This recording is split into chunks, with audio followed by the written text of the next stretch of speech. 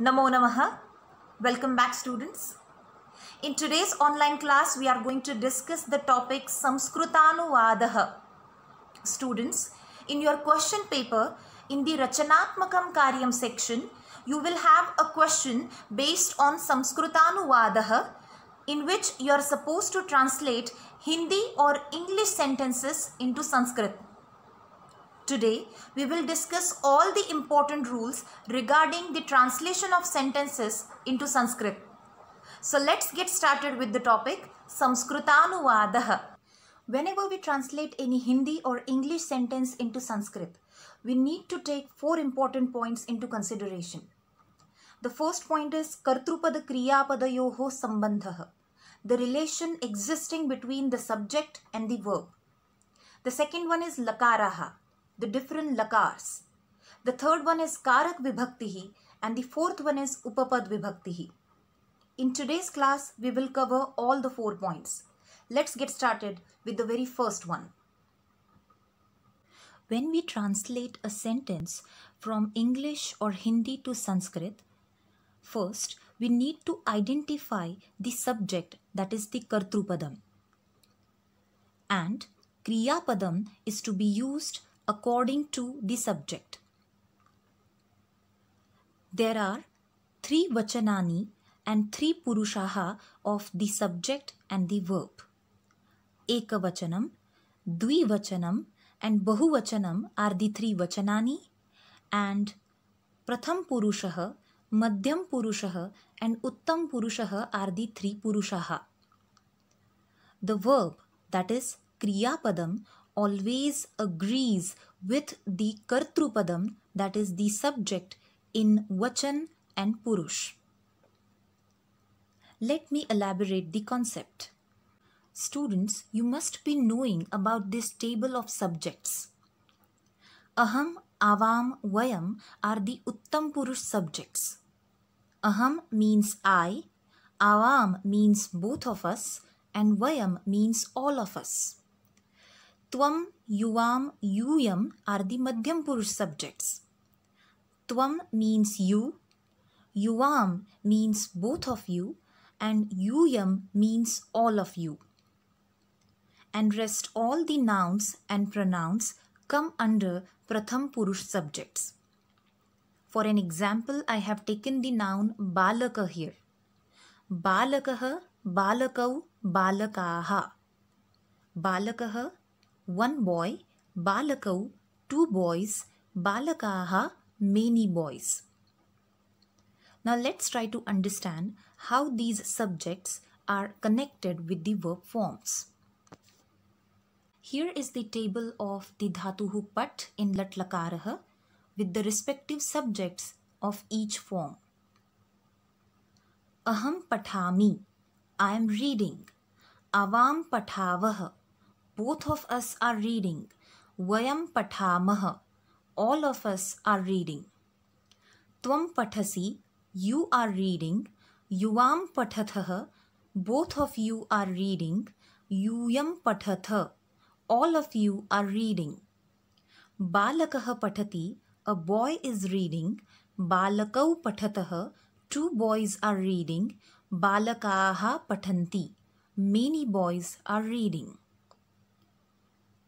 Even if we change the Lakaraha of the Dhatuhu, there will be no change in the Purush and Vachan of the subject. For example, here are the Lang Lakar forms of Pat Dhatuhu with the respective subjects. Aham Apatham, I read. Avam Apathava, both of us read. Vayam Apathama, all of us read. Tvam Apathaha, you read. Yuvam Apathatam, both of you read. Yuyam Apathata, all of you read. Balakaha Apathat, a boy read. Balakau Apathatam, 2 boys read. Balakaha Apathan, many boys read. Just like Parasmaipadi Dhatuhu, the forms of Atmanepadi Dhatus also agree with the subject in number and person, that is Vachanam and Purushaha. For example, The forms of lab dhatuhu are given here in lat lakarah with the respective subjects. Aham labhe, I get, avam labhavahe, both of us get, vayam labhamahe, all of us get.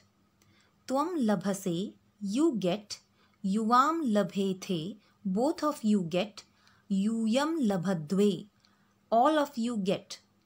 Balakah labhate, a boy gets, balakau labhete, two boys get, balakaha labhante, many boys get. So we can say, irrespective of their lakarah or padam, verb forms always follow the kartrupadam, that is the subject in vachanam and purushah. With the help of this table, which is showing the relation existing between the subject and the verb, let's try to translate the given sentences in Sanskrit. A girl is laughing. The Sanskrit translation is Balika hasati. Balika is the Pratham Purush subject. It is used in Ekavachanam. So, the Pratham Purush Ekavachanam form of the verb is used here. We are singing. The translation is Vayam Gayamaha. Vayam is the Uttam Purush subject and it is used in Bahuvachanam. So Gayamaha is also used in Uttam Purushaha Bahuvachanam. The third sentence is the rivers flow and the Sanskrit translation is Nadyaha Vahanti. Nadyaha is used in Bahuvachanam and it is the Pratham Purush subject. That's why Vahanti is also used in Pratham Purush Bahuvachanam. A teacher teaches. The translation is Shikshakaha Pathayati. Shikshakaha is the Pratham Purush subject and it is used in Ekavachanam. So the verb form is also used in the Pratham Purushaha Ekavachanam. So students, once we understand the relation existing between the subject and the verb, sentence formation becomes very easy. Now, let me take you to the next point, that is lakaraha. Whenever we translate a sentence in Sanskrit, we should be able to identify the lakar of the sentence. And there are 5 important lakars. The first one is lat lakaraha, which is used to denote present tense. Lang lakaraha, which is used to indicate past tense. Lit lakaraha, which is used to denote future tense. Lot lakaraha is used to express request, to seek permission or to grant permission for something. It is also used to give blessings. Vidiling lakaraha is used to express the worth or necessity of an action. It is also used to express the possibility.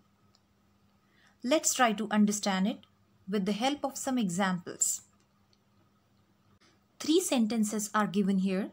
Can you identify the lakar of these sentences? The first one is 2 monkeys are jumping. The second one is women brought water. And the third one is I will give the book. Let me display the lakars of the sentences. The first one is an example of lat lakaraha. The second one is of lang lakaraha. And the third one is of lit lakaraha. Now let's see the translation of the sentences. 2 monkeys are jumping. The Sanskrit translation is Vanarau Kurdataha. Women brought water.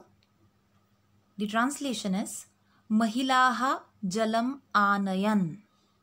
I will give the book. The translation is Aham Pustakam Dasyami. Let's see some more examples. The fourth one is He must read the book or let him read the book.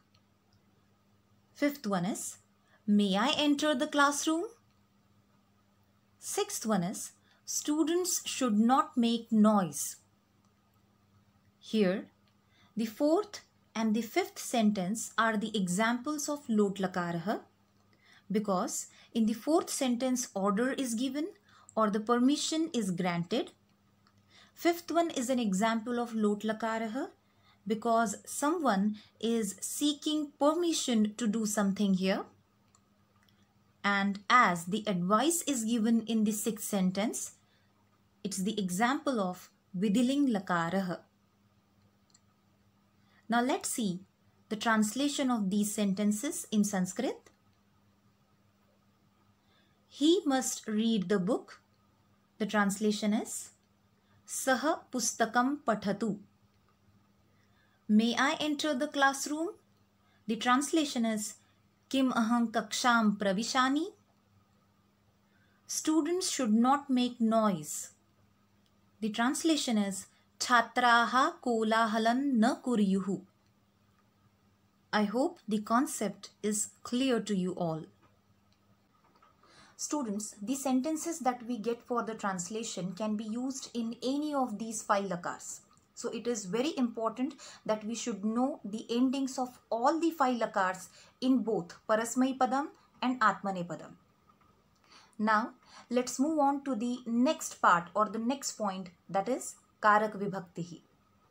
Students, you already know about this table of Karak Vibhaktihi. Prathama Vibhaktihi is always used for the subject. In Hindi, it is translated as ne. In English, it can be translated as one, two, or many. Dvitiya Vibhaktihi is always used for the object. It indicates the meaning ko, and it can be translated in English with the help of the preposition to.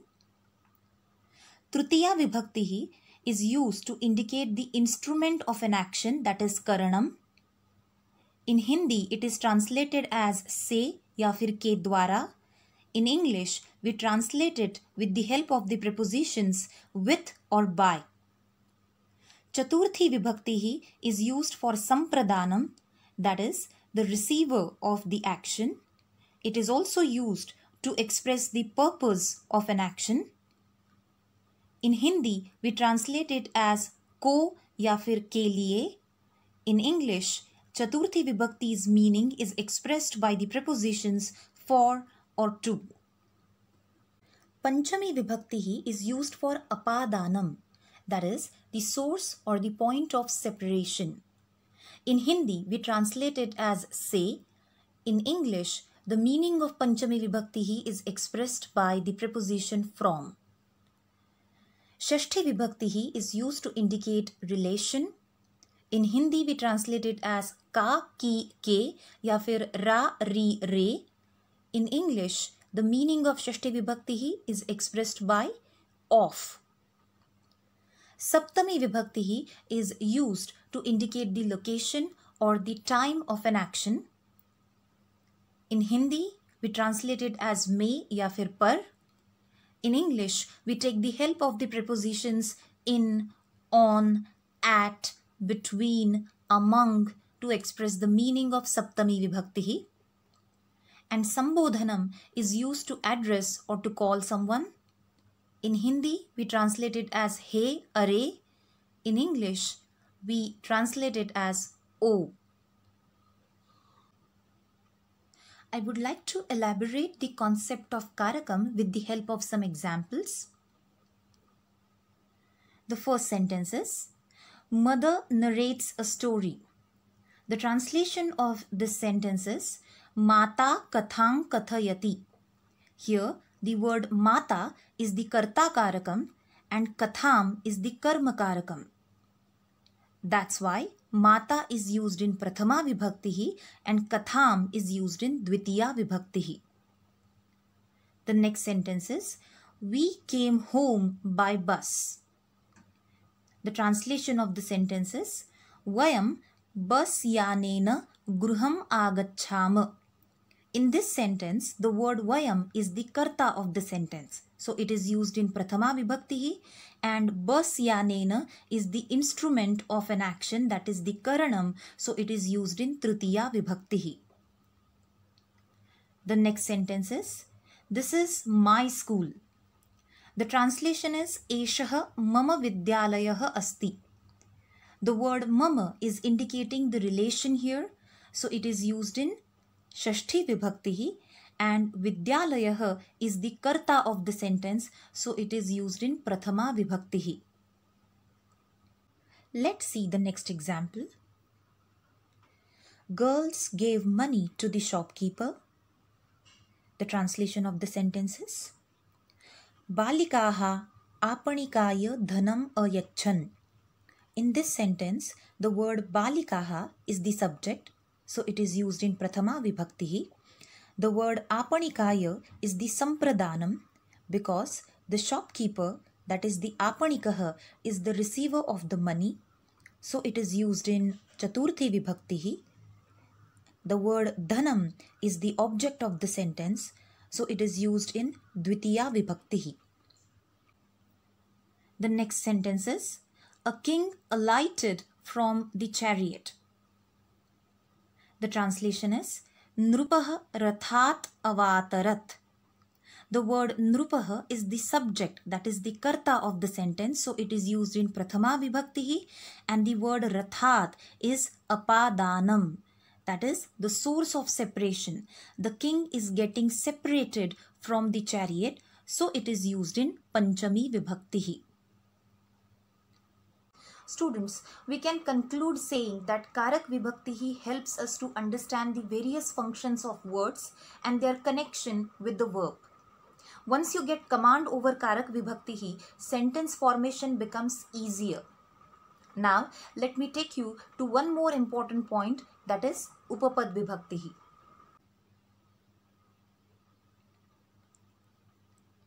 In a sentence, when a word is used in a particular Vibhakti due to some other word, it is called Upapad Vibhakti. In Sanskrit, there are some indeclinables and roots which govern certain Vibhaktis. Let's revise those indeclinables and roots governing Vibhaktis. Avyayani, indeclinables. The indeclinables abhitaha, paritaha, ubhayataha, prati and vina govern Dvitiya Vibhakti. Abhitaha and paritaha mean around, ubhayataha on both sides, prati towards, and vina means without. The indeclinables saha, samam, sardham, alam and vina govern Tritiya Vibhakti. Saha, samam, sardham mean with, along with. Alam is used to indicate negation. It means enough. Vina, without. Namah and swasti, these indeclinables govern Chaturthi Vibhakti. Namah means salutation to, or when we bow down to someone. Swasti is used to express wish for well-being for someone, or it is used to express a good wish for someone. Bahihi and Rute, these two indeclinables govern Panchami Vibhakti. Bahihi means out or outside. Rute means without. And the indeclinables Samipe, Krute, Upari, Adha, Purataha, Prushtataha require Shashti Vibhakti. Samipe means near, Krute means for, Upari is above, Adha below or under, Purataha in front of, Prushtataha behind. Now let's see some dhatus governing Vibhaktis. Dhatavaha, Gamagach and Yach, these dhatus govern Dvitiya Vibhakti. Gamagach means to go, and the place where one wants to go should be in Dvitiya Vibhakti. Yach means to beg or to ask for. The person who is going to be asked for should be in Dvitiya Vibhakti. Kup, Krudh and Ruchroch, these dhatus govern Chaturthi Vibhakti. Kup or Krudh means to be angry with. The person with whom we get angry should be in Chaturthi Vibhakti. Ruch roch means to like. It's the Atmanepadi verb. And the one who likes something should be in Chaturthi Vibhakti. Raksh and bhi, these two dhatus govern Panchami Vibhakti. Raksh means to protect. The one from whom one seeks protection is to be used in Panchami Vibhakti. And bhi means to be scared of, to be afraid of. The cause of fear should be in Panchami Vibhakti. Sneha and v plus shwas, these dhatus govern Saptami Vibhakti. Sneha means to be affectionate towards someone. The person who is loved is to be used in Saptami Vibhakti. In the same way, v plus shwas means to believe or to trust. The person who is trustworthy should be used in Saptami Vibhakti. Now let's see some sentences in which the rule of Upapad Vibhakti is used. You will also go with me. The translation of the sentence is Tvam api maya saha gamishyasi.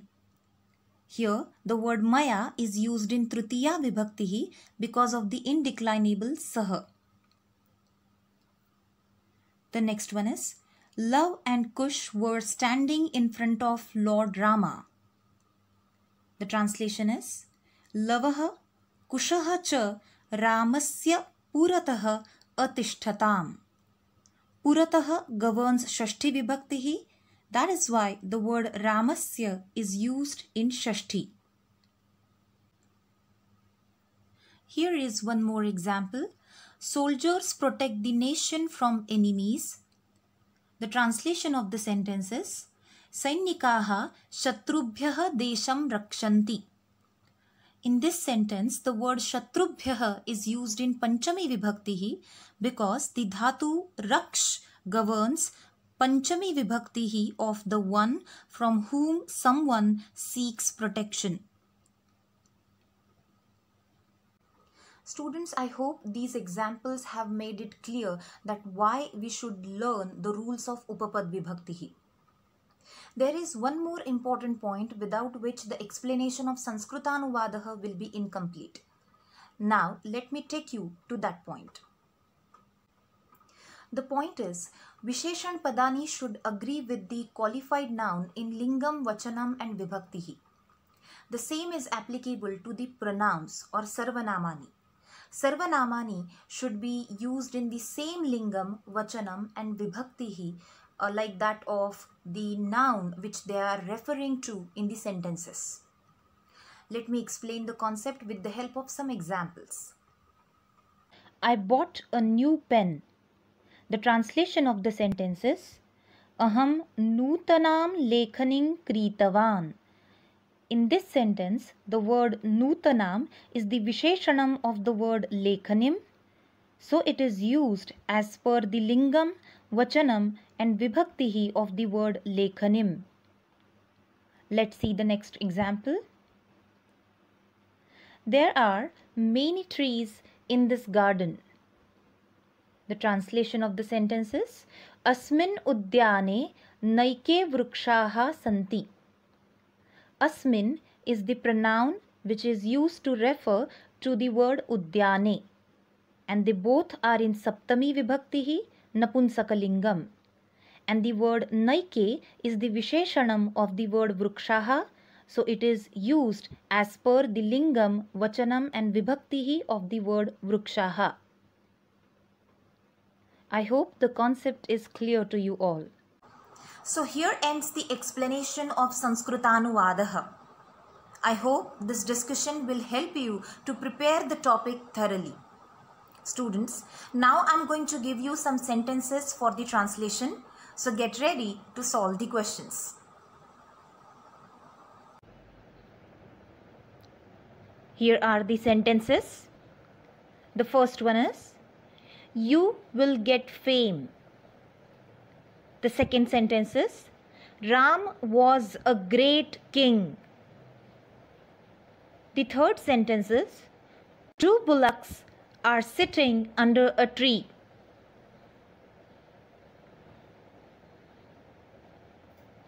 Sentence number 4. A student must bow down to his teacher. And the last sentence is, you should protect the environment. I hope you have translated all the sentences and are ready with your answers. So let's check the answers. Here are the answers. You will get fame. The translation is, Tvam kirtim lapsyase athava Tvam kirtim prapsyasi. Ram was a great king. The translation is, Ramah Shresthaha Nrupaha Asit. Two bullocks are sitting under a tree. The translation is, Dvau Vrushabhau Vrukshasya Adhaha Upavishatah.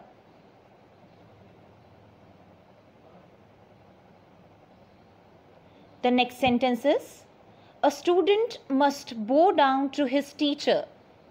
And the translation is, Chhatraha Shikshakam Namatu. And the last sentence is, you should protect the environment. And the translation is, Tvam Paryavaranam Rakshehe. I hope your answers are correct.